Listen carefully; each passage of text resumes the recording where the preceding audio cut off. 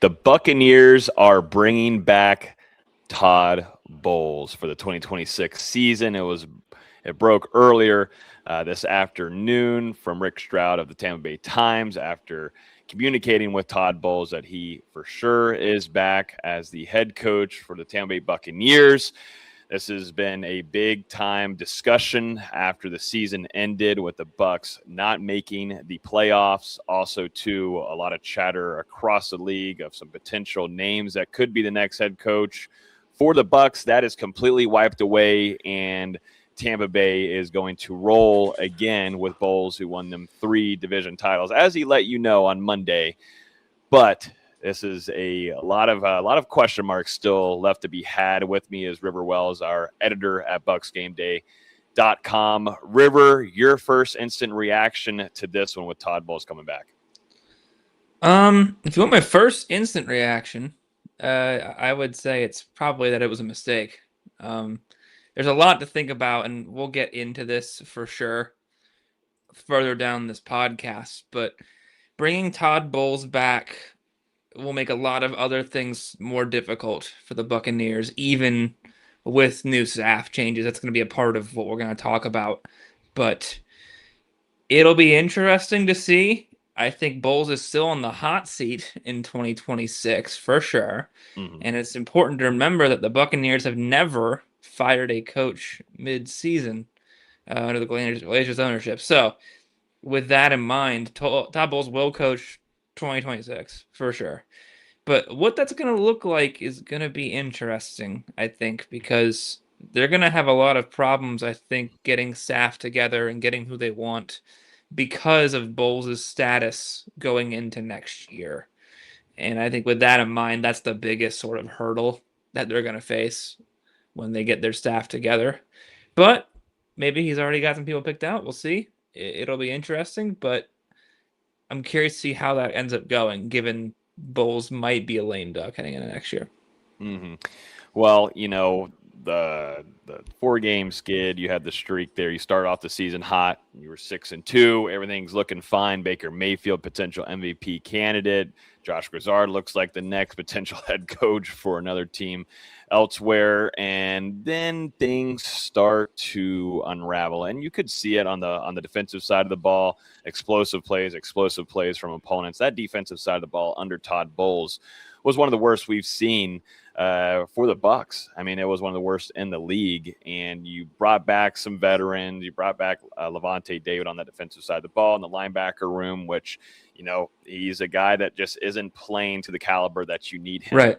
to. Certainly when you have a lot of reliability and the way that this defense is ran under Bowles. You brought in also, too, Hassan Reddick off the edge and free agency. And that's practically the biggest move that you made. So, yes, there's, like we talked about earlier this morning, a lot of this is on the shoulders of course, with Jason Light as your general manager, but still, there was a lot of holes still going into the season defensively that you were going to have to improve. But just the play on the field and the discussions in the locker room and some of the interviews and from Todd Bowles himself, it just felt like a lot of disconnect. And that's what I tweeted earlier after getting my reaction to the Todd Bowles news is I'm concerned about the locker room specifically because I don't think they're fully connected with their head coach. And I might be fully wrong on that. They're, of course, talk highly of him, and a lot of the media has asked about Todd Bowles' future. What are your thoughts on that? And, of course, they're going to give their PR statement and say that they, have a lot of respect and love Todd Bowles and the way that he coaches things and such. That's going to be said. But just going off the mannerisms and the way that things look on the sideline, definitely in that Miami game, and just no one communicating with one another, no accountability, which was completely lost this season, River. That makes me deeply concerned going into 2026 because, okay, like you just brought up, River, if they decide to make some coordinator changes, let's say, okay, Todd Bowles says, I'm not going to retire. It'd be fine if you bring in a defensive coordinator to call plays. I'll move into a CEO type role like a Mike Tomlin or even a Harbaugh. I'll be fine with doing that. I don't understand. Todd Bowles is not a CEO coach. He's not going to get you fired up. That's not going to be the kind of thing that he does. He also, yes, he brought in some good offensive coordinators. He's been very loyal to some of these other assistant coaches for a long time. I just don't see where that's a great fit. to me, I mean, what do you think, River? Is he going to still be calling plays in 2026? Yes, because we just had a pod about Harbaugh and all the other candidates, and now we're here. But we just talked about this. If Todd Bowles gives up defensive play calling and remains the head coach of the Buccaneers, then he is not calling defensive plays. He's obviously not calling offensive plays. And then he's got a clock management guy in Brian Beesline who they brought in to help with that aspect of his coaching, right? So at that point, you begin to wonder, if we just keep taking responsibilities away from Todd Bowles, then what is he there for, right? And with that in mind, I think he will continue to call the defense. Now, he did mention in his press conference on Monday, there will almost certainly be changes to the defensive staff and a scheme, he mentioned. Trying to talk about, we have to get our guys doing what they're good at, which you'd think that would already be in the cards. I guess not. But there's going to be a change to scheme. There's going to be a change to defensive staff. And I imagine he will, because if he has a defensive coordinator, I agree. I don't see him as a CEO coach, but CEO coaches still do other things. They still do clock management. They still handle other responsibilities, and going for two and game flow. And it doesn't seem like Todd's doing as much of that with the new guy that they hired. And with that in mind, what do you do if that's the case? So I would imagine he'd still call plays. Yeah, and I'm interested to see in the comments from you guys about Todd Bowles being, the play call on the defensive side of the ball.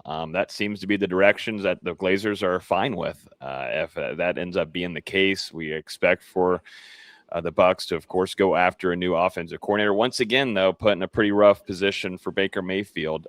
I mean, oh my goodness. Yeah. For his time, at least with the Bucs, this would be his fourth different offensive coordinator that he'd have to go through, from Canales, Liam Cohen, Josh Glazer, on to a new one. So maybe they'll try to bring in someone with a relationship there with Baker. We'll have a lot more of a deeper dive into that in a later episode as we're focused on Todd Bowles here. But I just don't know when we look at the fan base and we've seen the reaction after this season, you could actually see it for sure in the middle part of this year, because that was something that was aggravating for the Bucs community, was that here we go again. We're going to go on a 3-game losing streak. Oh, this time we're going to go on a 4-game losing streak. And you never saw any kind of optimism for the next week. You never saw improvement. You barely beat the Arizona Cardinals, who were god awful. You barely, beat the Panthers. You barely beat mostly the Panthers everybody. Are not a good team. The Panthers are going to get absolutely smoked. They're going to get smoked this upcoming weekend. So you lost to an awful Miami Dolphins team, as well to a 7th-round rookie quarterback. There was just no optimism, and I don't know where this fan base, where you sell tickets and get into a stadium, which is very important, as we've said plenty of times, for the Glazers, who did not get a postseason game to hold in Raymond James Stadium. River. Yeah, that's a big one, getting playoff tickets, because that makes money. That makes TV deal money. That makes fan money. That brings in money to the city. That's always a big deal. And Todd Bowles has been good at getting one of those. And he hasn't been good at getting 2. In fact, he's never gotten 2 home playoff games. So that's something to consider. And again, we were 6-2 at one point in Tampa Bay. And now they go 2-7 to end the stretch. And they missed the playoffs entirely. It's Todd Bowles' second season at 8-9 as head coach of the Buccaneers. He's 35-33 as head coach of the Buccaneers. He's 1-3 in the playoffs. He's 5-12 in prime time. So there's a lot to think about, and it just makes you wonder.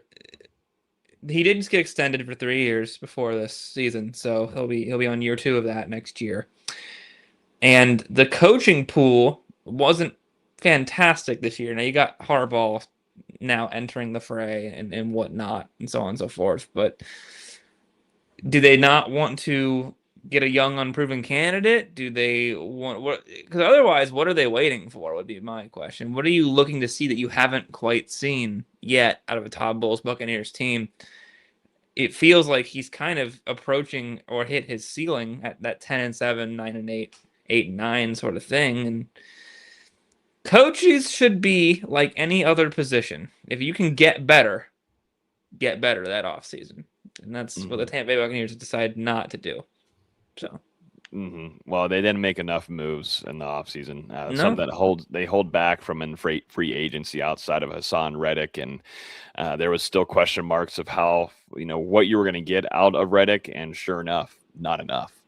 Not enough at all. 2.5 sacks on the season, was injured for a majority of it throughout, would come back into a game, make an appearance, then be hurt in the middle part of it or completely be gone from the game. Just that was a bad pickup there for the Bucs in this offseason, and we touched on it a lot in this morning's episode, but we discussed, things that they needed to do in the NFL draft, and they went after Emeka Egbuka, a first-round wide receiver. And of course, he stepped up to the plate when you desperately needed him to be. Whenever Mike Evans, Chris Godwin, guys, dealing with the injuries or coming back, you had to have Emeka Egbuka there. But as a thing, it's an ongoing trend for this front office is they just can't find a fit there, or find anybody at pass rush, because Chris Braswell was an absolute bust for them. And there's Yaya Diaby, but he needs someone on the other side. He needs someone else on the other side to match and help him a little bit to get more opportunities. Yaya Diaby isn't a big time pass rusher for you, but he does better whenever you do have a better threat on the other side. He can excel better, and that's just who Yaya Diaby is. But they did not, they went on the Reddick side of things and did that there, but they still were desperate to go ahead and get Hassan Reddick because they didn't do anything in the NFL draft.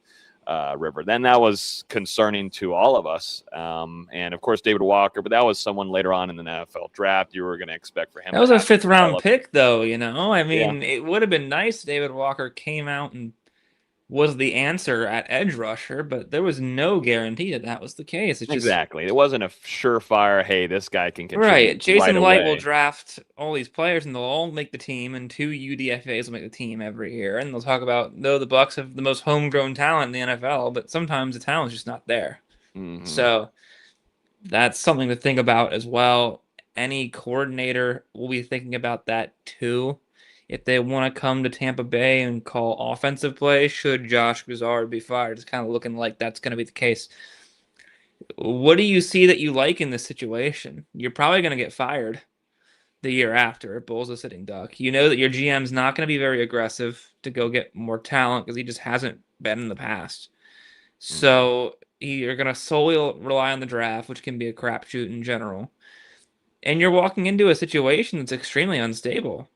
And people say, oh, well, you could just become head coach after. Well, would you want to, given all of that? So, man, it's going to be a tough sell for new coaches in Tampa Bay. It's going to be a tough sell. And Todd Bowles has his guys that he really likes who have been on this team with the coaching staff for years now. And once those are gone, does he have the connections to be able to bring in new talent and new blood?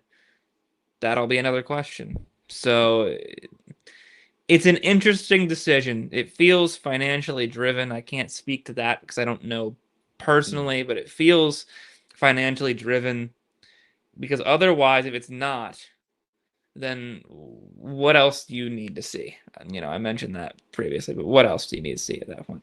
Mm-hmm.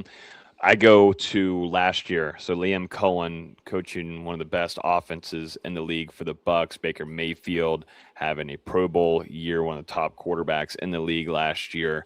Bucky Irving, the running game came back after it being disastrous in years prior, but that came back. Offensive line was clicking. Wide receivers were getting the ball. Points were being put up on the board. And then, what kind of hurts you on the other side was too defensively. And that's still the direction that you're headed. And guess what? Your play caller on the defensive side of the ball is Todd Bowles. And, with Liam Cohen, that whole situation there, the Bucs had reportedly offered him, the biggest offer that an offensive coordinator could make in the NFL. But the Bucs or the Jaguars got rid of their GM. And that's all it took for Liam Cohen to say, okay, now I'm listening and I'm way more interested in taking that gig. And within about 24 hours, he was gone from Tampa and he's headed over to Duval and Jacksonville to take the head coaching job. And now you do see what Liam Cohen has been able to do in such a short amount of time in Jacksonville. It's actually really impressive, and he did the 13 same thing. wins, baby. Yep, he's doing exactly what he did with Baker Mayfield now with Trevor Lawrence, and it's so quick and fast, and they're going to be fighting as they're one of the top NFL teams right now going into the playoffs. There's a lot of high expectations for them now that you never really had going into this season. That's without two. They're one of their top guys. Their top guy that they brought into the draft with Travis Hunter. So I think it's wildly impressive there, but the Glazers have some kind of, I don't know what it is, obligation it almost feels like with Todd Bowles, and it's fascinating to me. And I know we keep hearing from Bruce Arians. Bruce Arians is not with the Bucs staff anymore. He's not there with them. He's not in the front office or anything. The only ties there is that he did give the keys to Todd Bowles whenever he decided to retire and be done as a head coach in Tampa. So I don't know. It's a Glazers thing with Bowles, and they still feel strongly about him. I don't know how strongly they feel much anymore after this season, but they still have enough left in the tank to ride with him going into 2026. I just think this fan base is fed up with it, and it's not a fan base. They've gotten used to, yes, winning the division and such, but this season was different. It wasn't just like, oh man, got close is what it is. But you saw like the regression of the season, River. It was bad. Yeah. It was ugly. The locker room was lost. And it's all over the place still at this moment from the interviews that we got. And that was just only a select few of players we got to speak with. There wasn't anybody in that locker room except for maybe a couple of starters. And those interviews did not sound great. None of them sound like they were all aligned with one another. And I think that's wildly concerning going into the offseason where there's a lot of question marks, a lot of roster reconstruction, staff changes, and you're riding with that same head coach where you could have maybe gone after a new one, hit the reset button, because I'll be honest with you, I think the Bucs and the fan base need to be a little concerned about what the Falcons could do here. They could make a massive move at the head coach position. Unquestionably. And they should. And I think they are preparing to do so. And then to the Saints, they already have their head coach, but they feel highly on what they have at the quarterback position. That's been their biggest thing holding them back for the most part. They could be looking at themselves like, hey, we might not even be in the top, not a top two team in the NFC South in 2026 at this rate. Yeah, the Saints were on a run. The Falcons have a lot of talent, guys. They really do. And to be honest with you, they're going to use it. They've got Bijan Robinson, Drake London, Jesse Bates, AJ Terrell, young stud edge rushers in Jalen Walker and James Pierce. So that could be a dangerous team with really competent leadership, and they need a quarterback, and that's the hardest one. So they'll have to figure that out. But if they do, I mean, that's going to be a dangerous team. The Saints ended the season 5-3 on a good run. Tyler Shuck looks like he's going to play good football, and they can work around that. And they have a lot of cap space for the first time in forever this season. So it's not looking like the Bucs can just coast to an NFC South win this time, right? It's looking like Todd Bowles is going to have to really go out there and earn it, and he couldn't do that while starting 6-2 this year. So, going to be tough, man. Going to be real tough. I don't know how it's going to go, but right now I would predict that they don't climb atop the NFC South again with Bowles at the helm. Yeah, there's a lot of pieces that now have to be let go and then now brought in and put together across the board. Defensively, I'm already getting text right now. What's the future of Mike Evans? What is Mike Evans' thoughts on this? We saw his reaction on the sideline. What game was that? The Falcons game. Yeah.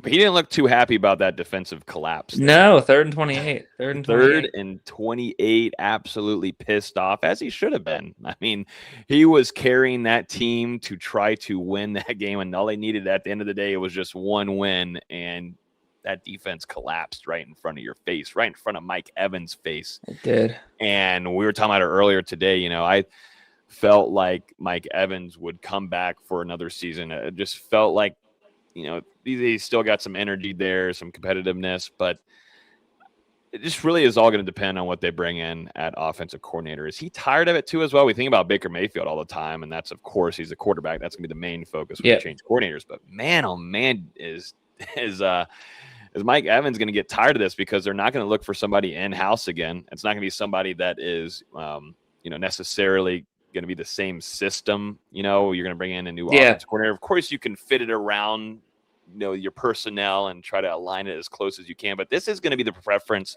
of a new offensive coordinator, and this is going to be another one for Mike Evans to have to adjust to and such. And he's a guy that's a free agent this offseason. What does he do, River? Like, what is he thinking about right now with this decision?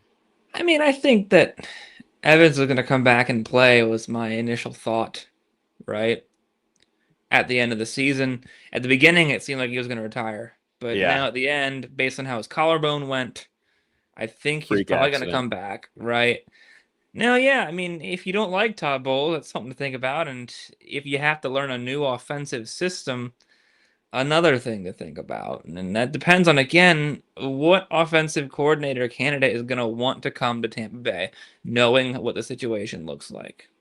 And I don't know if you're going to get a lot of offers or people jumping at the opportunity. Opportunity is opportunity. And, normally for guys like Grant Udinsky, who's never called plays before, would love the opportunity to do that. Or Nate Shieldhouse. People love to talk about Nate Shieldhouse in Los Angeles, and definitely a viable candidate in that regard. But do you want to do that here in Tampa Bay, and knowing what you know about Todd Bowles, knowing what you know about how the offense went last year, knowing what you know about the defense and how much still needs to happen for the defense to be competitive?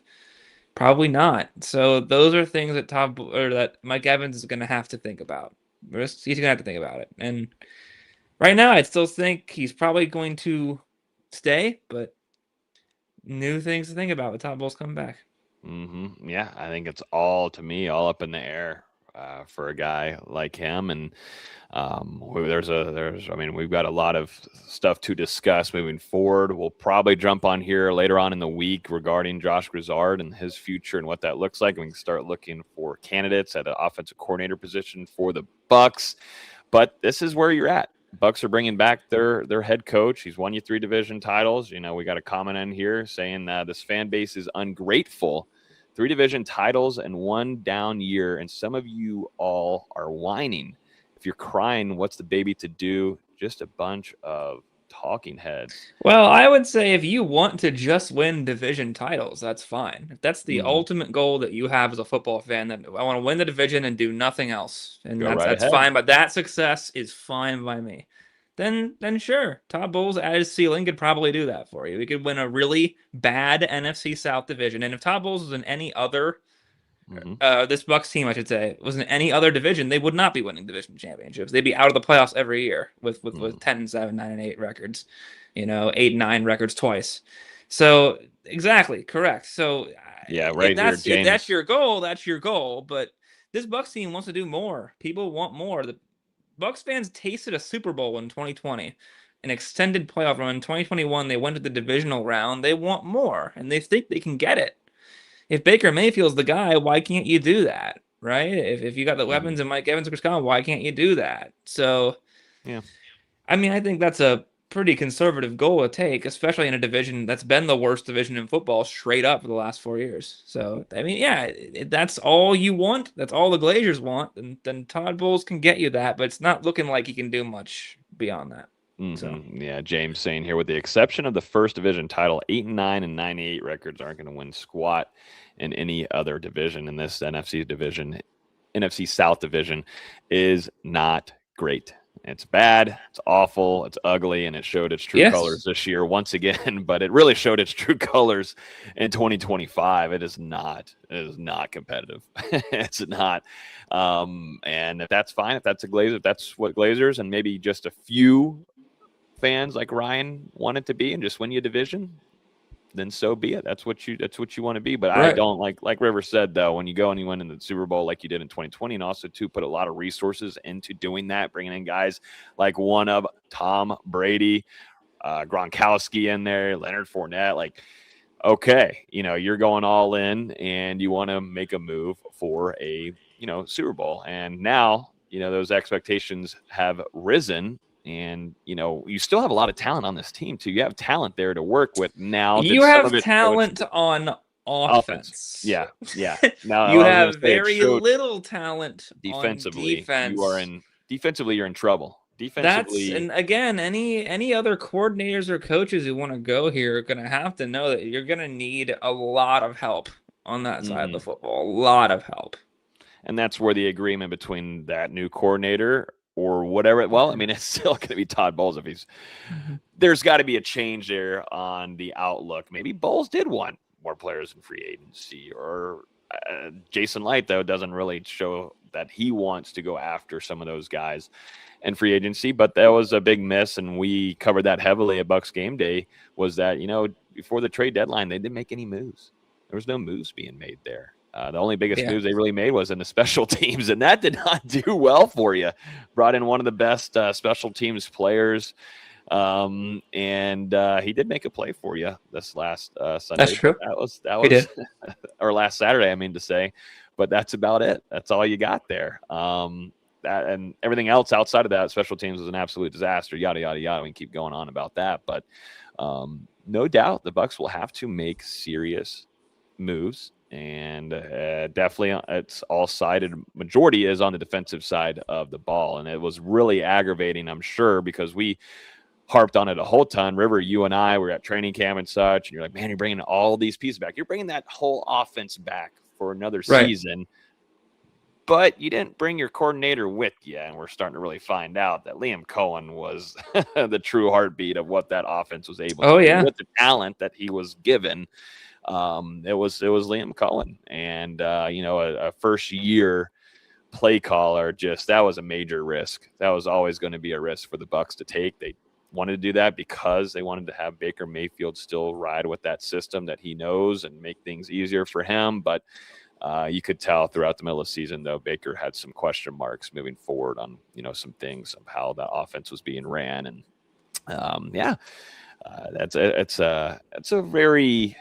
it's a fired up fan base right now, as they should be. Rightfully. Absolutely rightfully. Perry saying here, if Bowles deserves another year, so does Glazer. Why would another offensive coordinator want to come here when they will just toss you out after year one that dealt with top players out? Of course, with Bowles, this might be 1 year away. The thing about this is that the Bucs were 6-2 with the most injuries they had this season. And then they got healthy. And Jalen McMillan came back, and Mike Evans came back, and Emeka Egbuka was still there, and Chris Godwin got healthy, and Bucky Irving came back to the fold, and they went 2-7.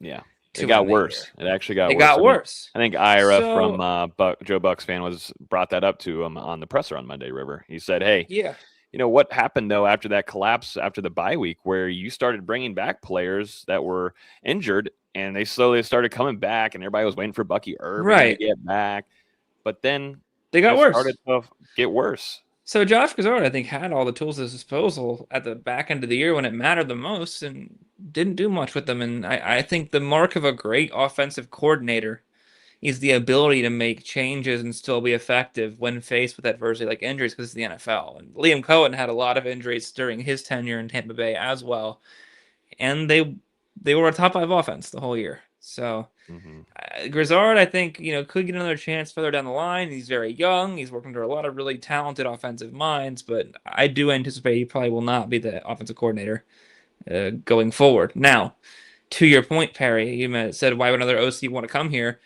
Because Bowles might be 1 year away. I agree 100% with that. I don't know what you're seeing in this job if you know that Todd Bowles could be fired. That's going to be a huge problem they're going to have to overcome. What's funny is today, just matching this into what James has here on Facebook, saying find an offensive coordinator that can be also an assistant coach with the possibility of moving into the head coaching position after Bowles. And we talked about that actually this morning. Which that doesn't happen a lot, guys. That doesn't happen a lot. Remember the last time the Buccaneers did this, they fired Lovie Smith and hired Dirk Cutter. And that did not end well. Teams don't usually fire their head coach to replace them with another assistant coach. So, I mean, it's possible, but that's not a common thing that happens. You know what I'm keeping an eye on here? Supposedly the Dolphins got in contact with Harbaugh. Right, with John Harbaugh. Earlier. And then if Mike McDaniel were to be fired, would he want to come here? I don't know. It's a short drive up, huh? Short drive up. It And you is get a to stay short in drive Florida. up, but he would have to think about, am I going to be employed a year from now? The stability in Tampa Bay, not great. Not secure right now. Not secure whatsoever. But yeah, no, there's still people riding with Bulls, and that's fine. You can get your divisions. You can get your division title and call it a day, and maybe get a winning record. But that's I just we'll see. We'll see. The Glazers, have made their statement here. Not written or anything, but from today, speaking with Rick Stroud of Tampa Bay Times, and Bowles saying that he's back for 2026, and going to be interested to see what kind of staff changes are made. There's going to be a variety of them all across the board, heavily on the defensive side, for sure. But we'll have a whole ton of more content before the end of this week. Definitely at BucsGameday.com. You guys can go read Rivers' piece over there on Todd Bowles being retained for 2026, and also too, we'll have some other pieces from reactions across the national media landscape. Maybe we'll have some player reactions as well. And we'll start doing some deep dives into potential new coordinators coming in for the Tampa Bay Buccaneers. It's going to be interesting to see what Bowles does defensively if he adds in, whatever that might be. Is it a coordinator? What kind of assistance you bringing in? There definitely certainly has to be changes there as well. But that's going to do it for us here on our instant reaction of Bowles coming back for 2026. If you're still with us here on YouTube, enjoying the content, we're going to be here doing all kinds of lives for you guys. Hit that like button down below. We deeply appreciate it. This helps go out to more Bucs fans as well. Also, too, if you haven't yet and you're new, suggest hitting that subscribe button. There's a bell right next to that. If there's any kind of breaking news like we just did this afternoon, there's going to be a lot more of those moving forward. So hit that bell and notifies you actually, and it gives Please you do. Smash that like button. Yes. Goes on the phone right here, gives you a notification when we do go live, whenever there is this type of breaking news for you guys. But that's going to do it. Y'all enjoy the rest of y'all's evening, and we'll talk to you guys soon on Here the Cannons. We're out of here. Peace. Bye.